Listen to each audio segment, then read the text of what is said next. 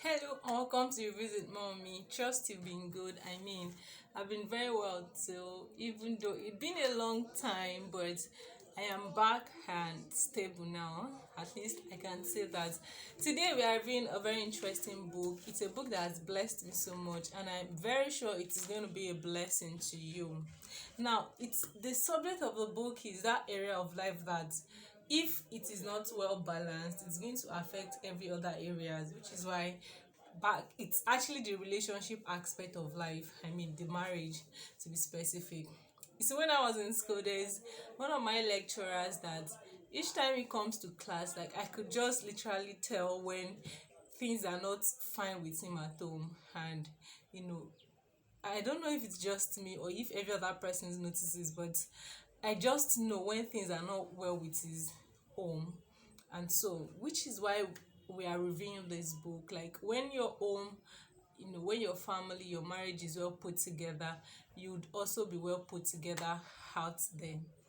The name of the book we are reviewing is 20 Rules and Tools for a Great Marriage. 20 Rules and Tools for a Great Marriage by Dr. Steven. Dr. Steven. And I absolutely love the content of the book. Number one of you know the rules is make your spouse a priority.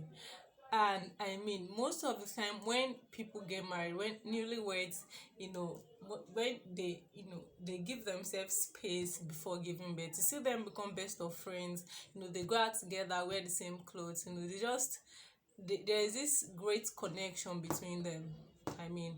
But immediately when couples get married and they give birth, like not quite long after the marriage, like you see the spouse, the women most especially, begin to shift their attention to the children, and which is usually not pleasant to the husbands out there. Like the male don't find it funny when they now become abandoned and become a loner in their own home. So, number one of the rules is make your spouse a priority. You see, husbands begin to, grow some kind of contempt in their hearts for both the children and the wife. When the wife begins to shower all the attention on the children, like he feels the child is taking so much space and so much time of the wife's time, and so he doesn't even have any chance with the wife again. So if you're a wife out there, ensure that you share quality, like try to, as much as possible, divide your time with between your husband and your children. You are first a wife before you are you are a mother.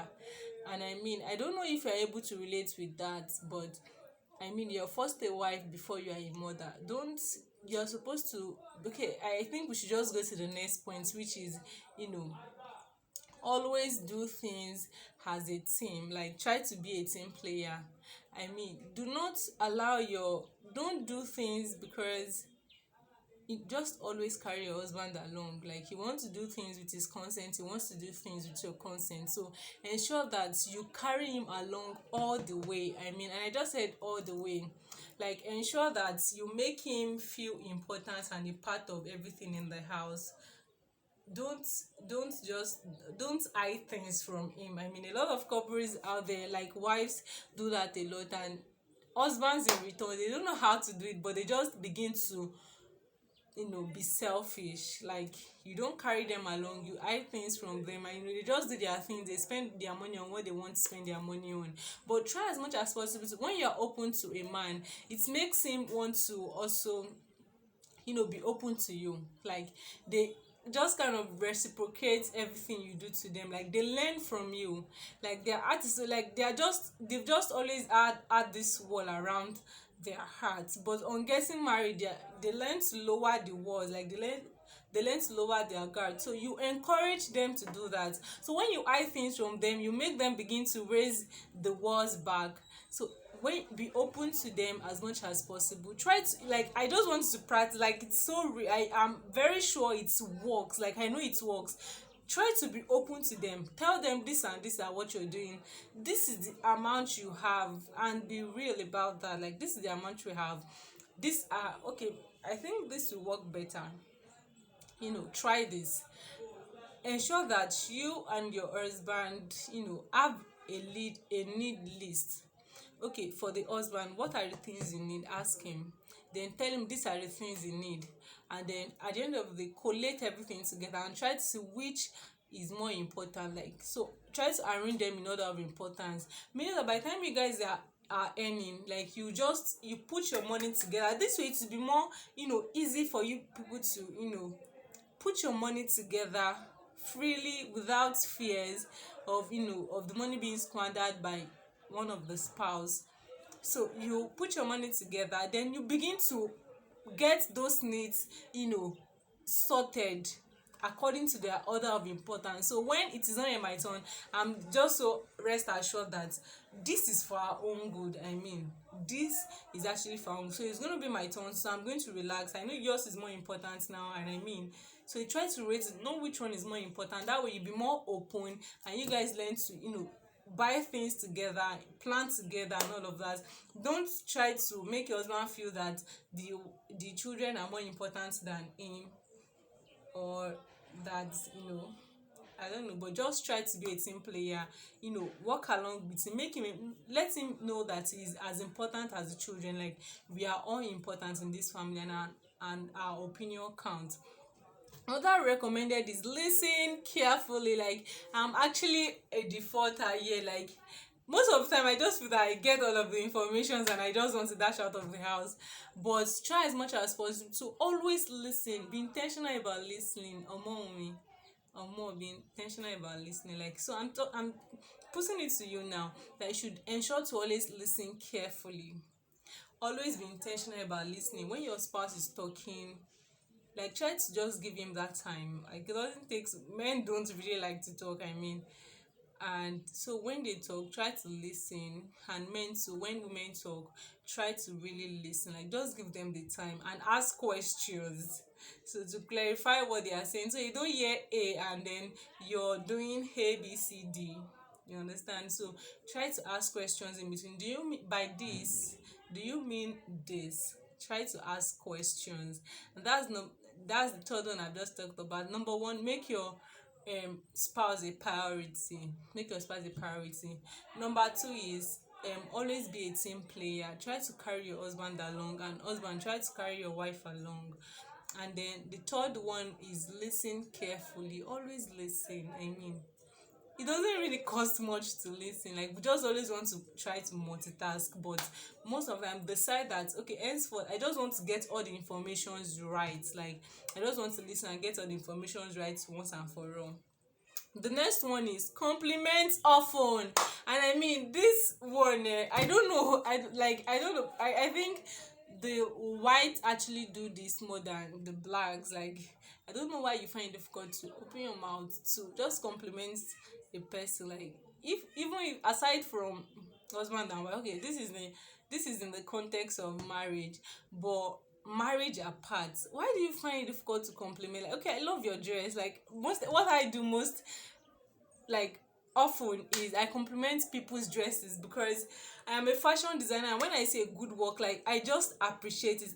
The one who is wearing the dress might not be the one who has, cut and sew the clothes. But when I say a good dress, like, I just so appreciate it. Like, oh, I love your dress. Like, your dress is beautiful.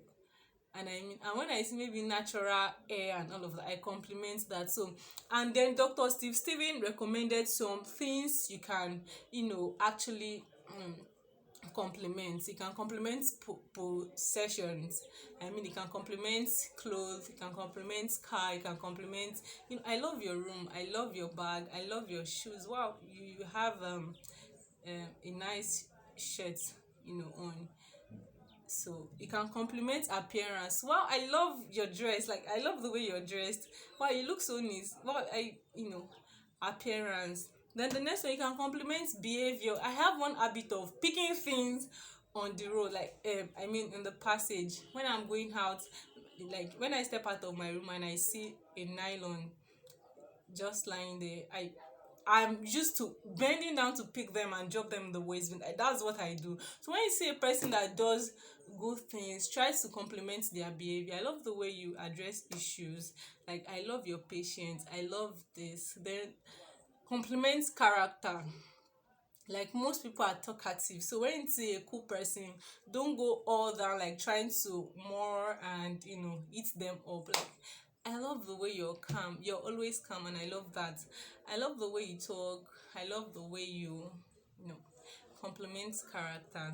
Then the next one is okay, I think there's just one more. Okay, character, appearance, behavior, and possession. And okay, I've talked about work together as a team, and we also have mind your manners. Like, okay, I'm just going to do this in series. Like, you want to come up here, next week for the remaining part of the rules. Like, they are not just rules to me. I mean, I posted part like a mini review. I did a mini review on my IG page, and somebody said these rules.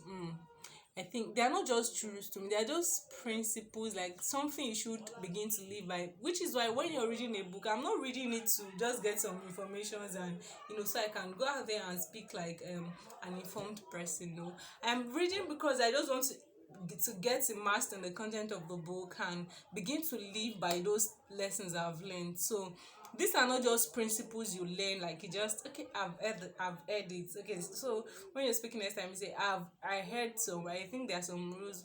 No, there are things that you just you drink up, that you make a part of you and begin to live by them. If this blessed you a lot, I want you to give this a thumbs up, share with your friends, and what I just want to do is just to get you informed and let us all grow together. And how do we grow? It is by reading.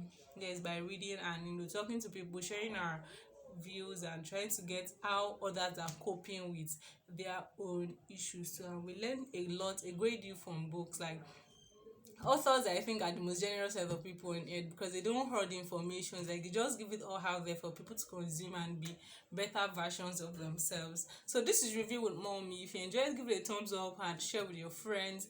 And till I come up again for another review, you want to pick up 20 Rules and Tools for a Great Marriage by Dr. Steven.